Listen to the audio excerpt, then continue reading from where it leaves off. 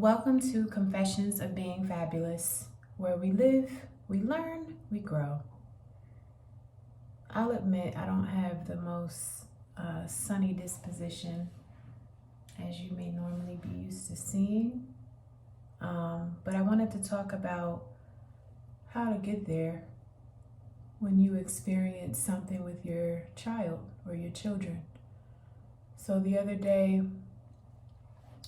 long story short, my son arrives at my home with a stranger. And of course, this scared the crap out of me. Never seen this lady a day in my life. So grateful that she brought him home, that he came home safely, that he was not the victim of anything that she had done. He basically was dropped off at the bus stop, and he's 6, so normally there's no just dropping, I take him to the bus stop, I pick him up from the bus stop. He's not at the point where he has the independence to just be dropped off on the corner and then the bus driver drive away. But unfortunately, that's what happened. So when she gets to my door, he was basically lost, and she was returning him. So, of course, I have so many emotions. It's like an outer body experience, to be quite frank. I hope I see the lady again so I could give her like a proper thank you, but I think I barely thanked her because I was just in such shock and I was scared. Even though she was returning him safely, like I was scared. So anyway, bring him in. I, of course, make sure he's okay. I'm like, are you okay? What happened? And he was just like, Mommy, I was so lost. I didn't see you. I was scared. But he was okay. So the first thing immediately after that is to call the school. So I call the school. I'm like, hey, my son is supposed to be in this after school program. Instead, he was just sent home on the bus, and the bus left. Even though I'm not at the bus stop, the bus literally just dropped my child on the corner and left. And he was lost. A stranger brought him home. Why are we here? So they transfer the call to the teacher, who happens to be nearby. When I tell her what happened, I guess they had already briefly said what happened. So she gets on the phone and she was like, oh, Miss Hawks, they just told me. And she's like, well, first off, Nolan never knows where he's going. That's my son's name, Nolan. So in that moment, I lost it. Because what do you mean Nolan never knows where he's going? What does that have anything to do with anything? I'm trying to watch my language on this video in the event that is shared with some of my loved ones who don't curse. But in that moment, I lost it. And for obvious reasons, even if he never knows where he's going, I don't see what that got to do with anything. But even if that's the case, you're the adult, right? You the educator, right? You're the one that signed up to get the child from class 119 to the cafeteria or the, whatever. Like, that's part of your job, right? So I'm yelling at her something to the tune of those types of statements. And of course, now she's super apologetic. Like, oh, Miss Hawks, I'm so sorry. I'm so sorry. You're absolutely right. But she was still pissing me off because even with her apology, she's saying stuff like, it just seems like every other day he's going somewhere else. And he was sick last week, so I think I just got confused. Like, if we was in court, she just buried her. She just buried herself. Because all of these statements, like, what are you talking about? So I was obviously pissed at the teacher on multiple levels because all of her statements, none of them were helpful. Yes, she apologized. All right, cool. Got the apology. Noted. But unacceptable. So fast forward, get off the phone with her. I call a friend who's also in education, tell them everything that happened. And I was crying at this point because, the teacher just pissed me off. Mind you, my son is safe. So this is not about, like, fortunately, I had a happy ending, I guess, if you want to, call it that. But yet I didn't feel happy. I didn't feel 1 ounce of happiness. A couple of days later, like today, I can like kind of bask in the happiness of his safety. But in that moment, even though he was right there in my arms and safe, I just didn't feel happy. You know what I mean? And anyway, on the phone with my friend, so I ended up basically saying, like, I need to get this letter started. Like, we need to write a letter. So I take a long time to write this initial letter, but I sent it when I was done, and I'm like, please tell me if this is too emotional, because I don't want it to be so emotional that it doesn't even, I didn't want it to be disregarded. Like, I wanted it to actually be read, and I'm like, that's not gonna happen if it's just too emotional, if it's super emotional. So he read it, he's like, yep, it's too emotional. Put that attorney hat on. Like, I know, this is hard, but you don't want them to feel sorry for you. You want to scare them. So you got to put a different hat on. So that's what I did. So I went back, I rewrote the letter, and this draft was much, much better. So I still had like a change or two to make, but it was way better, and it was much shorter than the first one. So I sent that letter the first thing the following morning to the principal of the school, the board of trustees of the Board of Education in the town that I live in, the deputy mayor of the town that I live in, and the mayor of the town that I live in. And I figured this was a good start to,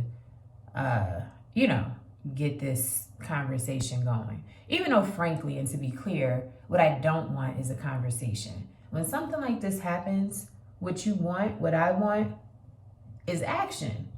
And the letter said something to the effect of, how does this happen? Like, how do we get here?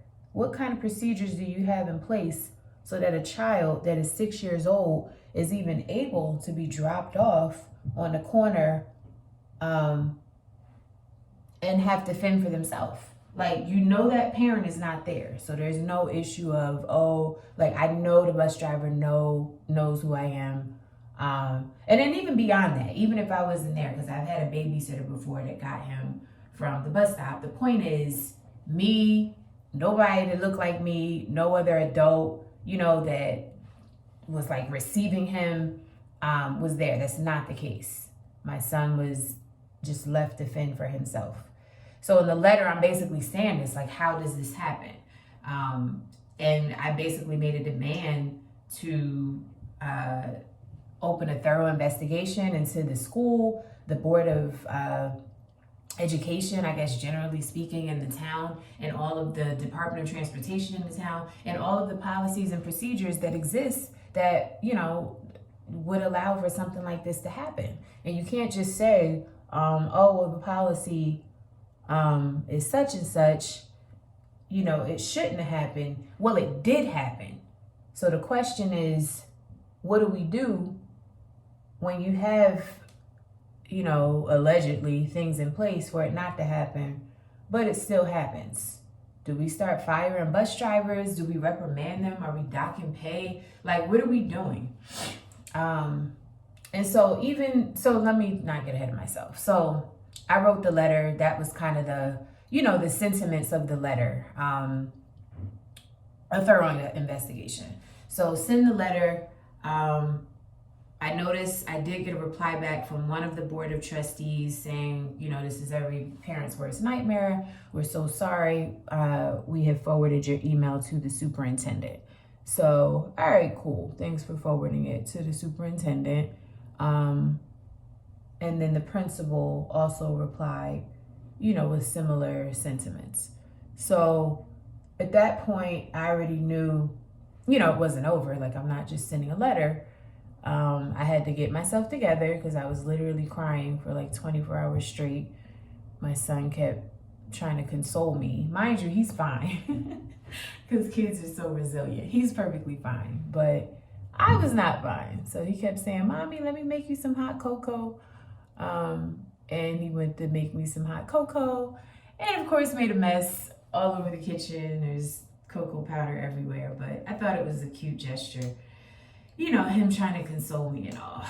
But I had to get myself together because I'm like, all right, I'm about to go to the school. I'm going to talk to, mind you, I don't have a meeting. I knew what I was going to do.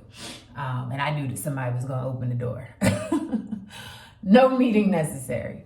So I get myself together. I go to the school, ask for the principal. I see the principal, and then we sit down and we start to talk.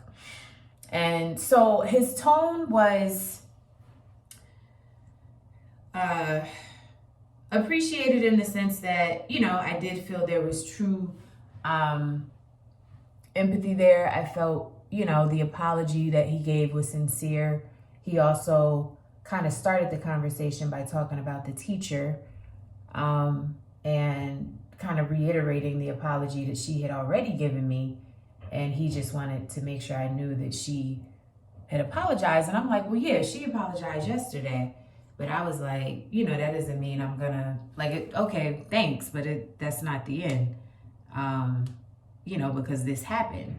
So her apology, frankly, I guess thank you, if it's polite, I'll say thank you, but do I care about it? No, I don't. I don't care about your apology. What I care about is how this happened, how we got here, and how we can make sure it never happens again. So we didn't start talking about, how they definitely do not have the policy that allows for a bus driver to just pull off when they let a kid that young off of the school bus and the parent is in there or guardian or whatever. They're not allowed to do that. The policy says you stay on the bus, and then after you don't see the parent, I guess they could wait, 30 seconds, a minute, something like that. If they don't see the parent, kid stays on the bus, and they basically take the kid back to the school, and then they call the parent from the school, and then the parent has to come and get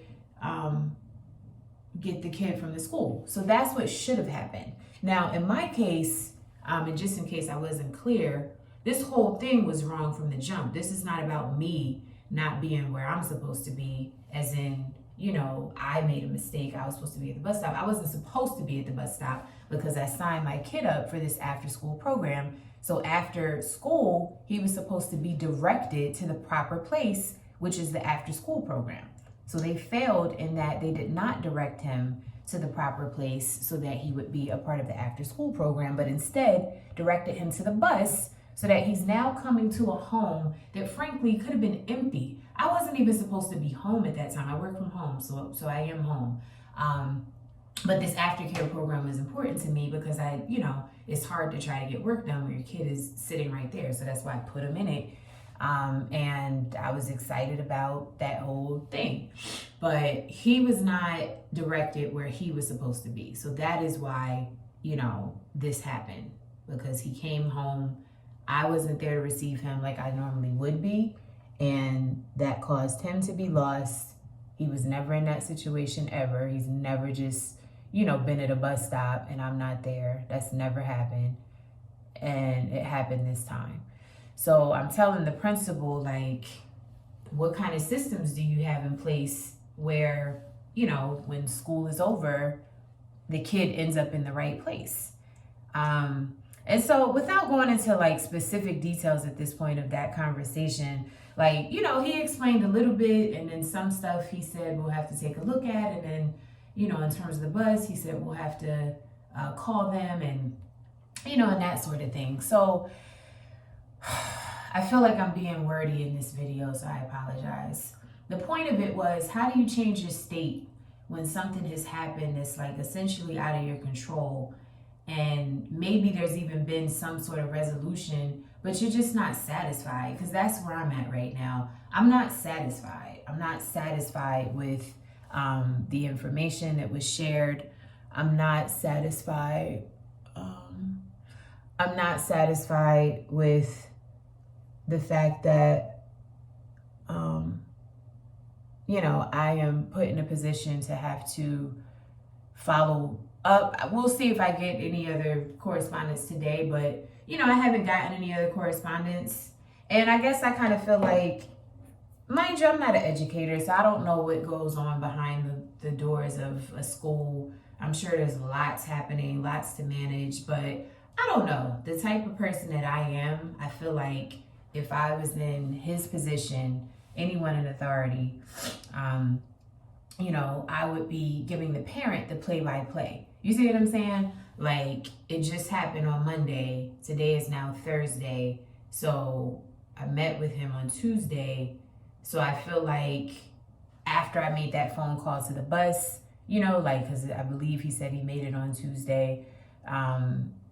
Maybe he even made it on Monday after, because apparently the teacher told him what happened, which that's the other thing. The teacher told you what happened after I called and cursed her out on Monday, and you didn't even call me to check. You see what I'm saying? It's just, it's rubbing me the wrong way because of the type of human I am. That's how I put it to my one friend. Like, I'm a certain type of human, and I really am. Like, I like the human that I am. My humanity is such that I'm overly considerate at times, yes, of people that certainly don't deserve it. But I don't mind that, in the sense that there's a part of me that knows these types of situations, I would be the perfect human to be involved, because at least I can't do anything to change the situation. I can't do anything about the mistake, but the empathy would be there. You would feel it. You would, be hearing from me often. I would give you the play-by-play. We called the bus service, and this is what the driver said.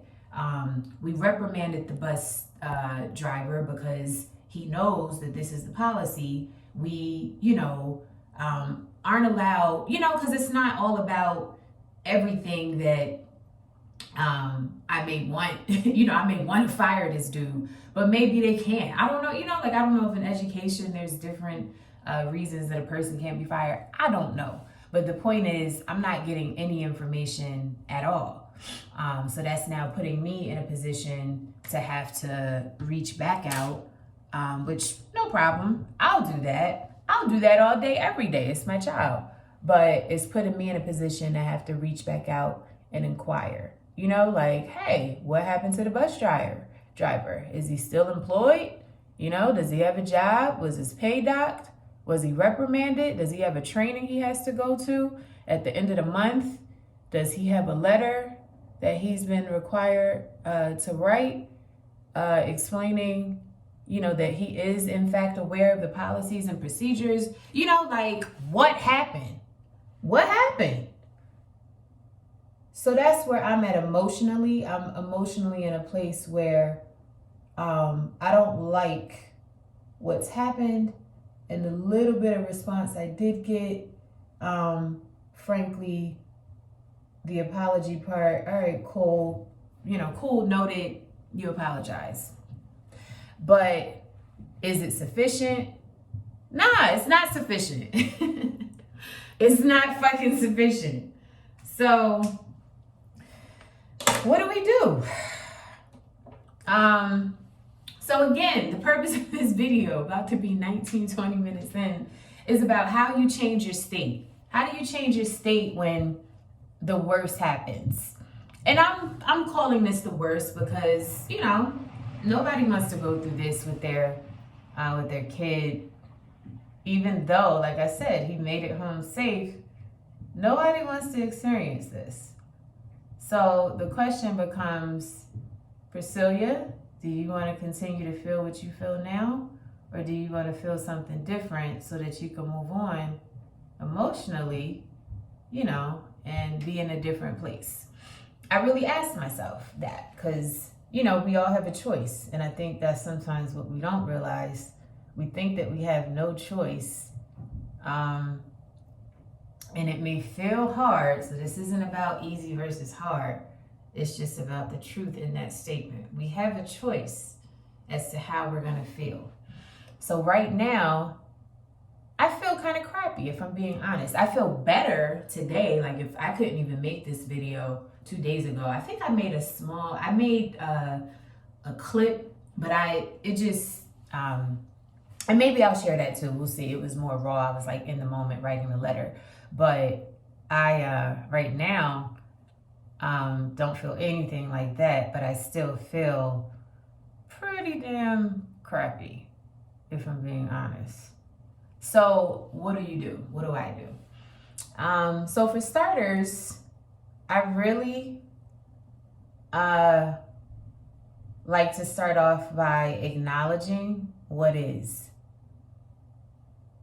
And I may do this in written form too. I kind of did it in written form already though when I wrote that letter, so maybe it's not necessary to do it again. But I basically acknowledge what's happened. Priscilya, your kid was brought home by a complete stranger. Someone you've never seen before a day in your life. Fact. So then from there,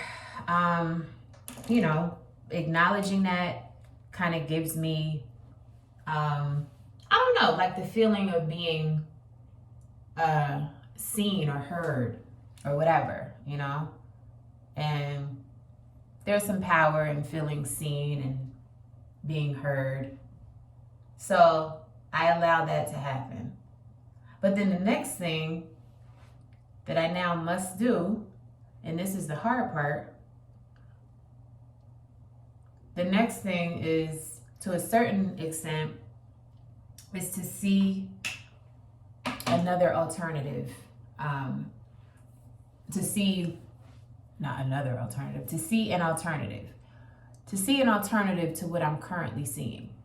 So part of the reason for being so upset is because even though my child made it to me safely, the question then becomes,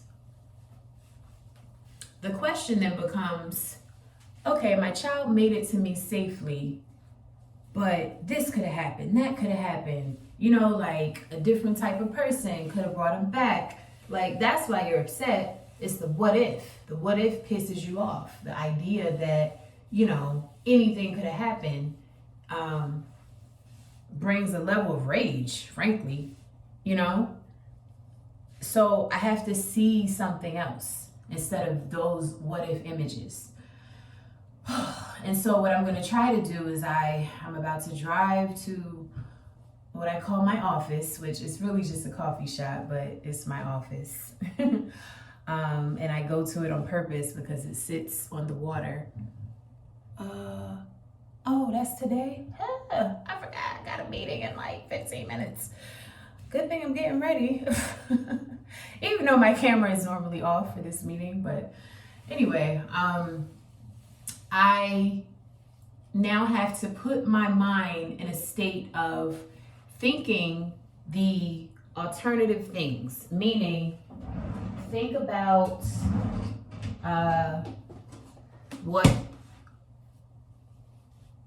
what looks different and better. So like, stop having the thought of, oh, this lady could have been crazy. And instead, have a thought of me at the bus stop one day, picking up my son, and everything just kind of going as planned. So this may take, all day for me to kind of like successfully get the other thoughts out of my head and to get this one kind of successfully like in my head. But if I do this long enough, and I might even close my eyes, if I do it long enough, then I'm going to start to feel emotions even right now. So I'm thinking about me at the bus stop. I'm imagining the bus pulls up. I see my son getting off the bus. My car is always right over here on the right-hand side. the bus stop is kind of like over on this left side of the street, over here, of course, and then my son is walking on the left side. I normally never just sit in the car. The minute I see the bus, I'm out of the car, literally, you know, right where I know the bus is going to stop so I can receive my son. So I'm imagining that is happening right now. So I'm seeing the bus pull up. I get out the car, I walk over to the left side of the street. Nolan is getting off. Hey, Noly Poly! Big smile. Depending on his day, he might also have a big smile, or if something happened on the bus, you know, such and such hit me or whatever. You know, 6-year-olds always, never a dull moment. But if I just keep imagining that, then I could start to actually change my state a little bit, you know, closer to what my normal state would be when a bus is involved and he's getting off, as opposed to how it's been. And so I'm sitting with that feeling right now. You know, hey, Noly Poly, how was your day? Good. What did you do? What did you learn? You know, that's usually kind of my disposition. It's very sunny, rosy, happy. So if I go there, I'm not saying that this changes anything. And I hope this helps somebody. I've been very wordy, so I apologize, but I'm doing this for a reason, because unfortunately we go through things and sometimes, you know, we're not going to get the result that we want. That's just the reality of this life that we're in. That's the reality of, you know, the nature of things like this specifically. You know, like, even when a person has done the best that they can, we may still just not be feeling that, you know, warm and fuzzy feeling that we want to feel about the whole situation, because this is our child involved, you know. And what I've learned is that sometimes, because we all have a choice, sometimes I gotta be intentional about exercising a certain choice over another choice. And I have to do that because I have to produce in this life, you know, like I need to produce certain results today. I have work to do. I have clients to answer to. I have meetings that I have to sit in and be present for. And I want to also start by saying, or not start, because clearly we're about 30 minutes in, but I want to also say that this is not about me telling you to disregard how you feel. Give yourself permission to feel all of what you feel. What you feel is what you feel. It's real. So this isn't about like trying to make yourself believe something else. No, what happened is what happened. So I have the right to feel what I feel. I have the right to be angry and outraged, scared. I haven't even sent him on the bus yet. I've been just, for now, just taking him to school, you know, because to be honest, I'm a little traumatized by this whole experience and I'm freaked out. And frankly, I don't know what I'm going to say if I see this bus driver. Like, I'm going to just keep it 100. I don't know what I'm going to say to this man. I don't know what I'm going to say. If he's still employed and I see him, I don't know how that conversation is going to go. So I don't really want my child to see me disrespect an adult. Yeah. But what was I saying? I have to change my state because I have things to do. So that's what this video is about. What do you do when you have to change your state because you simply have things to do? Is that a fair plight? No, it's not. So this isn't even about fairness. This isn't even about like, oh, you need to get over it. I would never tell anybody to get over it. I would never tell anybody like, you know, it happened, you know, move on. But I know in the real world, we still have responsibilities and we still have things that we have to quickly move to and navigate. And those things are important as well. So I think at the end of the day, what I'm saying is if you know you have to change your state, then a way to get it done is to look at the situation, respect it, acknowledge it, but then quickly, I don't know why I put this down here, but then quickly change your thoughts to something else. And let me just get my hat real quick. And then live in that thought of the new thing. You know, live there for a minute. Just live there. Live there, because you gotta give it to yourself. You gotta give yourself that mental break. You gotta give yourself that, you know, imagery that can conjure up better emotions. If you need that for yourself because you need to produce at work, or you run a business, or both, maybe you have other kids. In my case, I only have one, so that does make it, you know, where I don't have to like now go focus on a 3-year-old and put them on the potty and stuff like that. But it might be different for you. So you got to figure out how to change your state so that you can go and do all of those things. So again, this is not about fairness, ladies and gentlemen. None of this is fair. It's just the reality that I'm a single mom. I got stuff to do. And I need to be on my A game at all times. I don't have the luxury of kind of living in something bad that happened to me.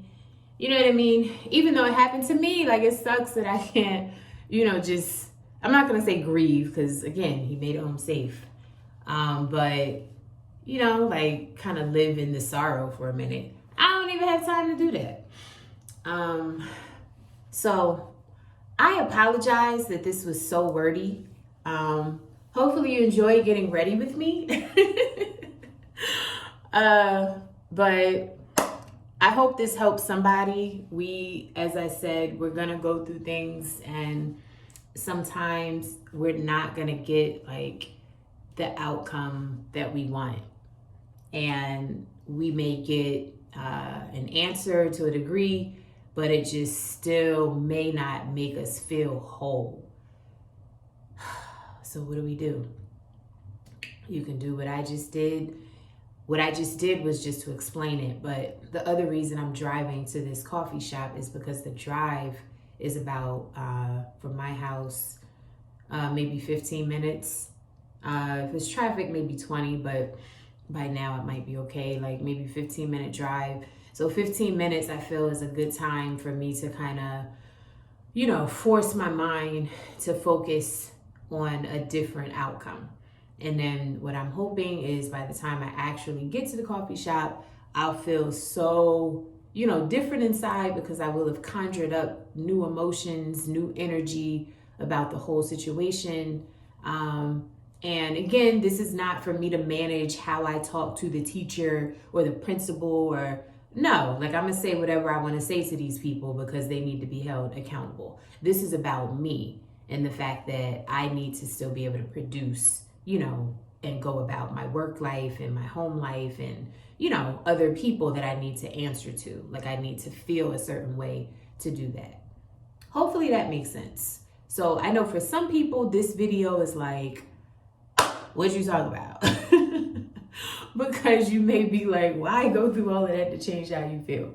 But I just sense that for somebody, you know exactly what I mean. Like you just don't have the luxury to kind of feel, I don't want to say feel, that's not right. Feel whatever you want, that's your right. But you don't have the luxury to emotionally stay in a certain state of being that is anything less than, you know, productive and maybe a little more energetic, depending on what your job is. You know, like you need to be in a certain frame of mind to operate. So that's who this video is for. Hopefully it resonated with you. Thank you so much for being with me today. I pray that this never happens to anybody watching. I pray that this never happens. I wouldn't want this to happen to my worst enemy. And mind you, we're not even talking about, an outcome where he came home abused or he came home safely. But just like imagine you open the door and a stranger has your kid. Like on so many levels, I gotta tell a new story. Remember, because I got stuff to do. So this is the difficulty of it all, but that's why I'm gonna take this drive and then go from there. Anyway, I wish you lots of fun, laughter, abundance in your life. Thank you.